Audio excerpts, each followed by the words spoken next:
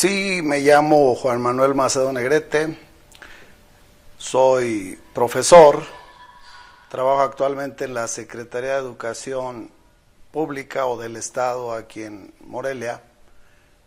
Soy secretario general de la delegación más grande del Estado en el Magisterio, que es en oficinas centrales de la Secretaría.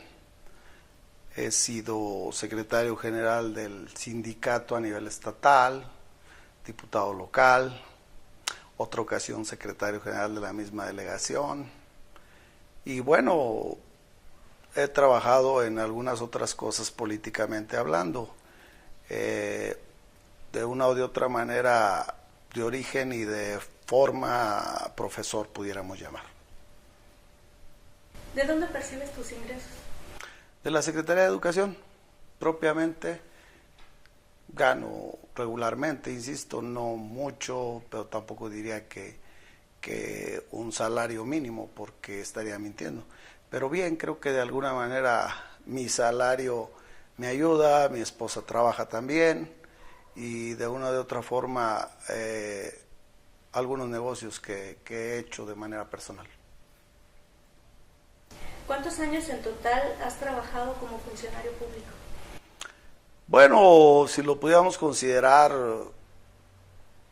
de el 90 para acá, estaríamos hablando de cerca de 25 años en que me he dedicado ya a ser más funcionario que profesor de aula. He tenido varios cargos, como los mencioné al principio, y esto me ha ayudado a posicionarme ante la sociedad en diferentes áreas, desde la secretaría de diferente forma, como sindicato, como funcionario de la organización sindical a la que nosotros pertenecemos, al CENTE, y esto me ha ayudado a posicionarme ante la sociedad como funcionario, que en realidad no toda la vida es eso, más bien atiende uno a la gente, sirve uno a la gente. ¿Cuál es la importancia de un legislador y cómo beneficia o afecta a la ciudadanía? Un legislador está hecho por el pueblo, es decir, se debe al pueblo.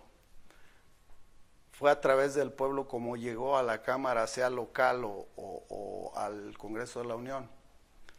Para tomar decisiones es muy difícil,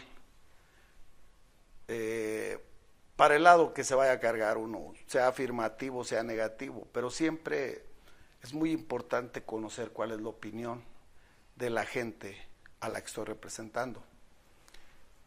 ¿Por qué? Porque de repente el hecho de levantar la mano, siente uno el peso de lo que puede afectar para bien o para mal. Y yo creo, por las experiencias que he tenido, es que cuando una ley se va a poner a consideración de los diputados, debe ser analizada con mucha precisión. Si bien es cierto, hay leyes o hay modificaciones intrascendentes, hay que decirlo así, hay iniciativas que no trascienden, hay algunas muy importantes. Las acabamos de vivir, como la educativa, la petrolera, la hacendaria, en donde tenemos que consultar a los agentes, a los que son las gentes más importantes en esos terrenos, para ver qué tanto van a beneficiar o perjudicar. Después de ahí tiene uno que platicar con la gente, con la sociedad con la que nosotros representamos, con el mismo partido del que estamos nosotros propuestos para ser diputados, porque ahí a la hora de votar se pueden cometer los errores más grandes del mundo. Si en un momento dado me equivoco, voy a afectar a cientos de familias, a cientos de trabajadores, a cientos de niños, a cientos de gente, y que en un momento dado, el día de mañana, no hay para atrás. Una vez que la ley es aprobada y es promulgada, ya no hay para atrás. Tenemos nosotros, ahora sí, que sacarla adelante, ponerla en práctica, y obviamente el ejecutivo estatal o el municipal a través de su cabildo o el ejecutivo federal, una vez que tiene la ley en sus manos, al ponerla en práctica, ya no se fija si perjudicó, benefició, si va a ayudar o no va a ayudar a la gente, ya no hay para atrás. es donde nosotros creemos que tenemos que estar plenamente convencidos que es un legislador. Y un legislador lo que está haciendo es validar ante el Congreso lo que representa de toda la sociedad, que es el voto a través de los diputados o bien a través de los senadores. ¿Qué leyes piensas que es necesario crear o reformar? Bueno, yo creo que actualmente la Constitución de 1917, que casi tiene 100 años, me parece que está ya, valga el término, muy manoseada. La ley ha sufrido muchas reformas, muchas modificaciones. Creo que los últimos artículos, en términos generales, que se han modificado, son los que estaban un poco más intocables, como era educación, como era el petróleo, y nos parece que a partir de esas modificaciones que se han dado, la Constitución ya requiere una reformulación completa, y creo que en los países donde se han venido dando y se han venido generando unas nuevas constituciones para mejorar la condición social, política, económica de un país, ha dado mejor resultado. Para mí en este momento creo que todas las leyes son importantes, pero un parche sobre otro parche, lo único que estamos generando es que cada día entendamos menos la sociedad, qué es lo que quiere el gobierno para con su pueblo. Es decir, por una parte a lo mejor nos mejoran la condición en un aspecto, pero por otro lado nos perjudican. ¿En qué lo explico? Si nosotros nos vamos a la parte educativa, que es la que domina un poco más, la educación se habla de que va a mejorar la calidad, pero en realidad a quien están perjudicando es la labor del maestro, no la mejora de la educación. La educación requiere de muchas cosas. Por otra parte, la ley de Hacienda, la hacendaria, cobran más impuestos a toda la gente, y creo que hay mucha gente que va de muchos impuestos. Entonces me parece que son puntos muy claros, muy concretos, que sí nos hace falta reflexionar antes de tomar decisiones. Y en muchas ocasiones los diputados no tienen el pulso que la sociedad piensa, requiere, o por lo menos una explicación para saber qué alcances tiene y cuáles van a ser las reacciones. Hoy la educativa tiene reacciones, la petrolera tiene reacciones, la hacendaria tiene reacciones, la de seguridad tiene reacciones. Entonces me parece que tendríamos que hacer un abanico de opiniones y plantear lo que se ha estado manejando en un marco de la izquierda, probablemente a corto o mediano plazo, generar un nuevo marco constituyente para México. ¿Qué opinión tienes del México actual? Yo creo que México está pasando una de las peores crisis, si no es que la peor, viendo, analizando digamos, hace 100 años la revolución, hace 200 años la independencia, y que en un momento dado hubo motivos fuertes, suficientes como para que se levantara el pueblo. Hoy creo que si no lo ha hecho ha sido porque ha prevalecido más la conciencia del ciudadano, del pueblo, que de los gobernantes. Me parece que México, bien lo decía por ahí Luis Donaldo Colosio hace más de 20 años, está herido, está lastimado, quiere algo diferente. Todos los días vemos muertos, vemos asaltos, vemos conflictos, y no hay cómo resolverlos, ni quién se meta a resolverlos. Creo que el México de hoy requiere una cirugía grande, una cirugía de corazón abierto, y en realidad poner en la mesa quién es el responsable de todo esto. Y creo que el pueblo necesita y requiere saber qué es lo que tenemos que hacer todos para poderlo hacer. Pero queremos que las escaleras se barran de arriba para abajo, y no que siempre busquen culpables en otras partes, sin ponerle el dedo a quien verdaderamente ha generado estos conflictos sociales, económicos, políticos, educativos, de seguridad, etcétera. Según tú, ¿cuáles son los 3 ejes para que un sistema anticorrupción y de transparencia funcione adecuadamente? Bueno, yo creo que en primer lugar se debe tener una solvencia moral y una autocrítica muy clara.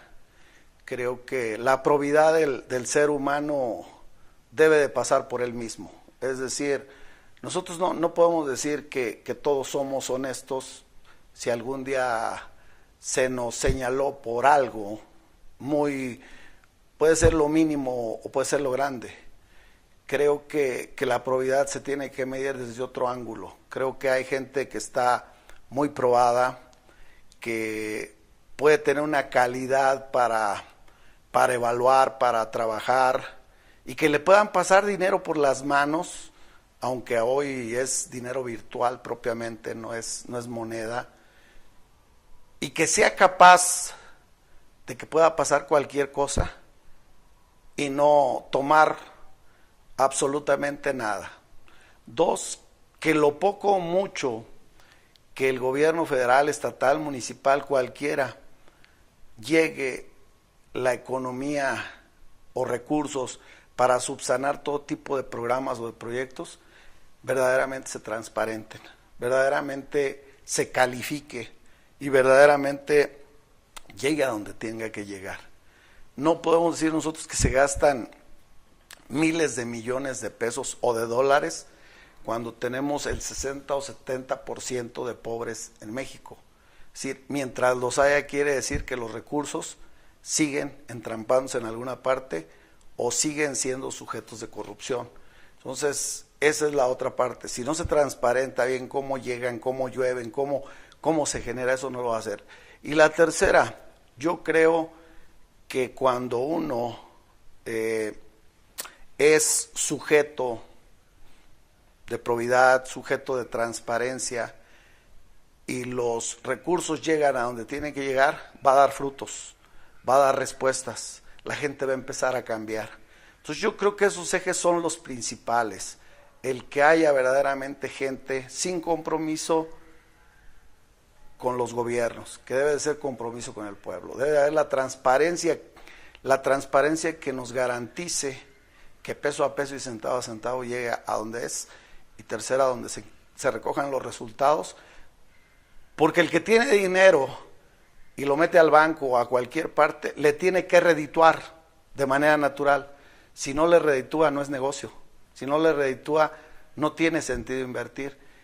Y así sea que se vayan al campo, le va a redituar a corto o mediano plazo en maíz, en sorgo, en cualquier cosa.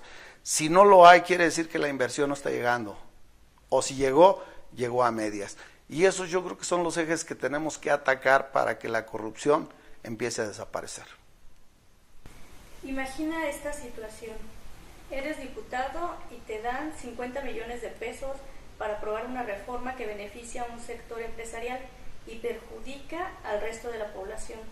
Tu partido te exige que votes a favor, aun cuando sabes que va en contra de tus principios y valores. ¿Qué haces?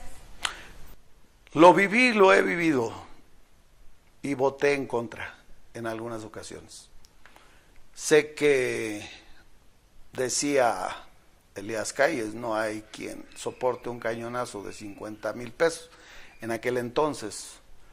Creo que actualmente se puede dar y se va a seguir dando en la medida en que no seamos o no tengamos esa calidad para rechazar ese tipo de ofrecimientos. Creo que es más fácil seguir pisando el terreno firme donde estamos y que esos puestos son efímeros, esos puestos duran 3 años y la amistad, la gente de pueblo va a durar toda la vida. Y creo que es mejor que me siga viendo el pueblo como estoy, como soy y como voy a ser, porque el dinero se me va a acabar algún día o no lo voy a disfrutar. Y la amistad y mis amigos y toda la gente con la que yo convivo, la seguiré viendo siempre. Y eso es lo que me ha pasado durante toda mi carrera política.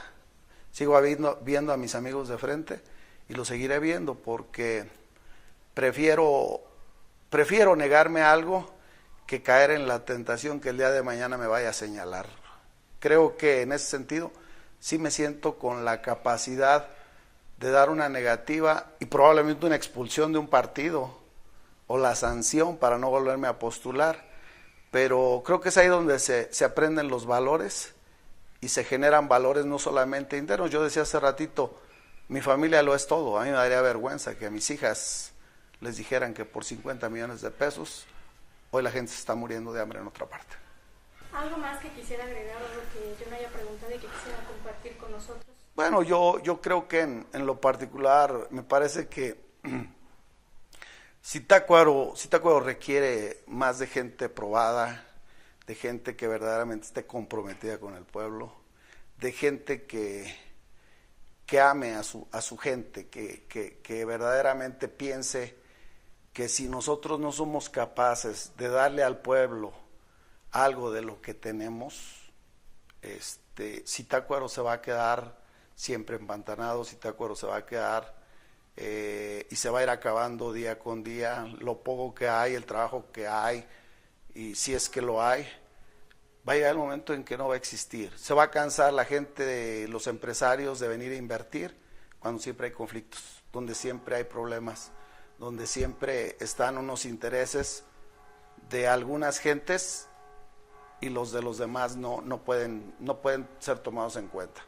Yo invito a que la gente de Zitácuaro pronto decida que sus gobernantes estén comprometidos en realidad con la ciudad, con Michoacán y con México, porque si están comprometidos con todos los personajes que estamos cotidianamente conviviendo y viviendo, creo que ese día se darán cuenta que hay una riqueza inmensa de opiniones y sobre todo para alcanzar los objetivos que este México requiere actualmente. Muchas gracias.